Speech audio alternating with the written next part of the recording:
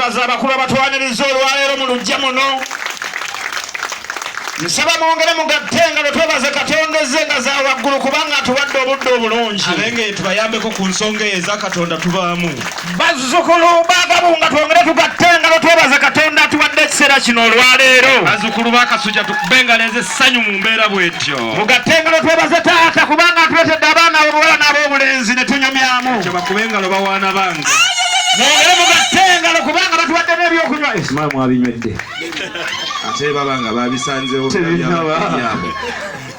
Mukulu taata ekituufu ne bw'owulira essanyu n'enzita bweriti mpulira okuviira ddala ku mirembe gye bajjajjaffe kamaanye kasengejje jembe mubango walusimbye bakka mwanga basammulekere kasubi nabulagala namwame buwama omusajja yenna bwe yasulanga n'atambula ng'ataddemu omutega nswera n'ekizibaawo nga werekeddwako mwannyina nga naye ataddeko busuuti nga bano we bakoze kaabanga kabonero akalaga nti alina ensonga ey'essimba kaabanga kabonero akalaga nti alina ensonga mu lujja omwo kaabanga kabonero akalaga nti ensonga ya nnono kaba kabonera akalaga nti ensonga erimu eddiini mu kubengalo nga z'amaanyi bazzukulu agabunga. Mwana mulenzi yakulembedde bano. Mukulu taata. Kyogamba olina ensonga. Mukulu mu lujja. Nga ya ddiini. Mukulu mu lujja. Nga ya nnono. Ye. Nga ya ssimba. Mbula mu katagga. Kookoonye ku ddiini n'ennono. Ye. Yanje ensonga yo tugiwulira. Abenge ye mulabye mutya. Okikubira engalo. Neyanziza mukulu. Weewaawo. Mukulu bwe nali nnona mwannyinanze. Ne mwoyo nakka.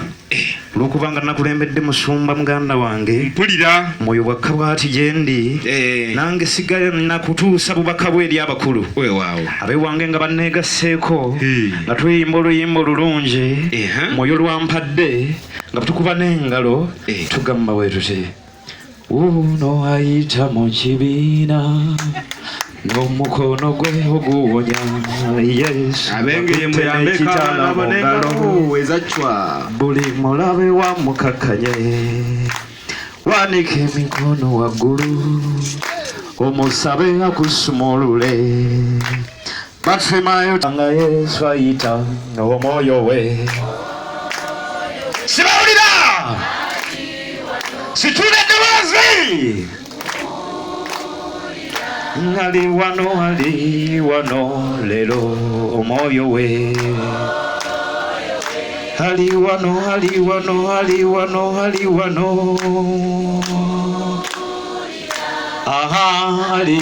wano lero mukulu ne bw'owuliramu yakka bw'atyo amaanyi nga beewange bakubengaleeza amaanyi n'akaloolo ke kabonero akalaga nti mu lujjalo muno tulinamu ensonga nga yasimba nga ya nnono ng'ate erimu ne Katonda.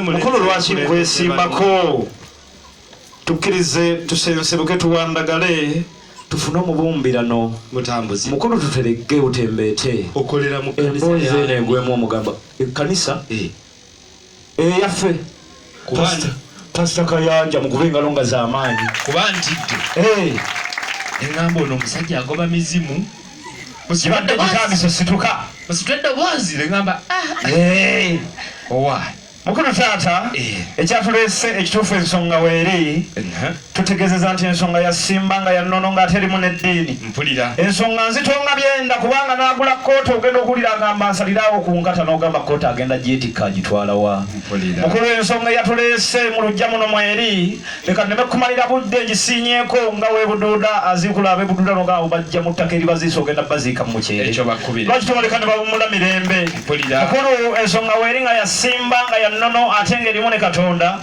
wekakkana temutagoberera baagala nnyo okugoberera tosimba olukono ene wange wakka gye ntudde kitambala kite mpulira kite kigenda eri mukulu ne bw'owulira ebigambo mbyogera bwe nti ebingi bino byenjogera si byange nina muto wange yawezezza emyaka 18 egy'obukulu era nga bwebadde aweza emyaka 18 ekiro ekyakisizza olwaleero wabaddewo essanyu mu lujja lwa taata abantu nga bayimba abantu nga basagambiza abeewange nga bagassa akalulu n'essanyu nga bagamba nti happy birthday to you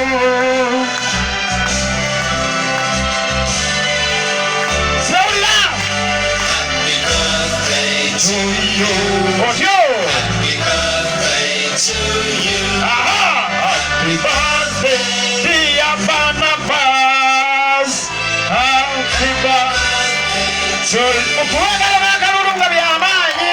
olwo yabadde aweza emyaka emeka? Yabadde aweza emyaka 18 egy'obukulu gy'emyaka omwana gy'aweza ne bakakasa nti atandise okwesalirawo mu kikumi. Genda maaso. Omukulu yawezezza emyaka 18. Omwana n'atulika n'akaaba. Yakaabye ne mutunuulira ne mugamba Barnabas okaabira ki? Mpulira. Abantu bazze wano mu luggya lwa taata okusanyuka ng'owezezza emyaka 18 yaŋŋambye ebigambo 3. Naŋŋamba muganda wange ensi enkubye.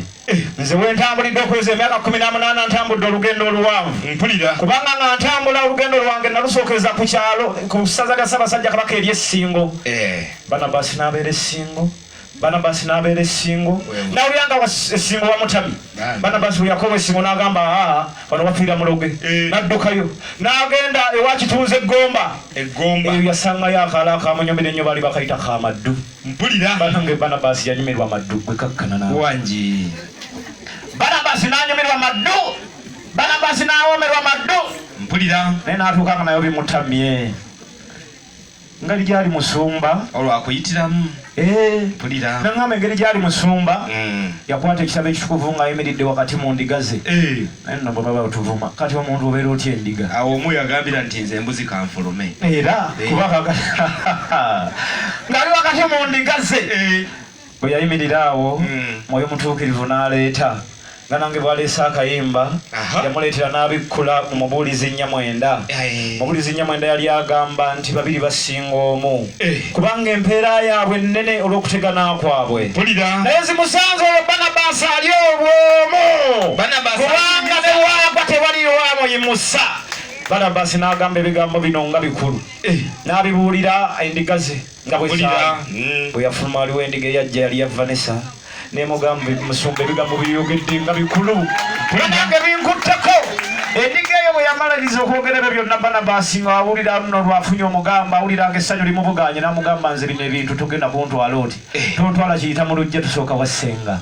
Ne bagenda ewa Ssenga ensonga Ssenga n'atandika okuzisengeka. Ssenga n'atandika okuzifumba. Ssenga kwe okumuwa olunaku n'amugamba nti mwana gwe bwe unaweza emyaka 18. Weewaawo. Olunaku ennaku z'omwezi zijja kubeera ennaku z'omwezi 10. Omwezi gujja kubeera gwa Desemba. Omwaka gujja kubeera 2022. Mpulira. Ojje tugende mbakulu nkwanjule enyanjule ensonga zo nzisengeke nga bwe ziri. Bwe banaakakasa nti waliwo kituziiza wadde ekyeggaali bajja kukkiriza bakuzaale mu luggya lwa taata ze engalo z'olira abeewange nga bakubanga z'amaanyi. Naye yatukuutira n'atugamba nga mutuuse mugenda kusanga omusajja ow'ekisa ekingi ng'ayogeza Simbo tukusanze ssebo wowe. Yatugamba mugenda kusanga baseeka babiri nga bataddeko enkalabuusi nga batudde mu ntebe y'omu maaso bazitaddeko tubasanze olwaleero. Yatugamba munaaba mujja mugenda kusanga tenti nga bazitimbye bulungi zezino olwaleero nga bataddewo n'akapande Vanessa and Barnabas. N'atugamba nti munaatuuka mwogere ebigambo bitono temwogera bingi ng'ebyagula temangalo. Yatugamba onootuuka mu luggya lwa taata onoogamba nti njagala Ssenga Nantaba Ssenga Nantaba ataba omukwano. Yatugamba mugambe Kyami Wabiri mugambe Ssenga Naabanjula mugambe Ssenga Naabawanula nzije mbawanula ebiwagamidde. Yatugamba temusabanga Ssenga Nalwaiso yajja kubeeyisizaako. N'atugamba temusabanga Ssenga Nalakoza ajja kubeekolezaako.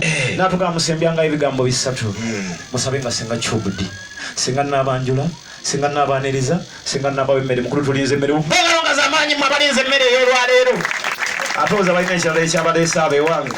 Mwana mulenzi Barnabas nange ffe tuli ku mulamwa. Mwana mulenzi omutambuze wangi mukulu wali akasiddi wakamira oba flash kwoli akaaki ak'ebigambo.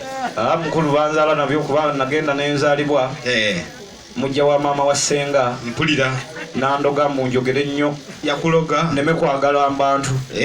Teyamanya nti yereetedde gundi kakati kyekitone kyendyako enjogera ebigambo ebingi nga bantu bagala gyantu kuwa emirimu. Bannange abengeye mu kubiro. Kati simanyi oba agenda kuddayo kumusirisa butogera. Mwana mulenzi omutambuze. Mukulu mpulira bibyo. Olina omukisa.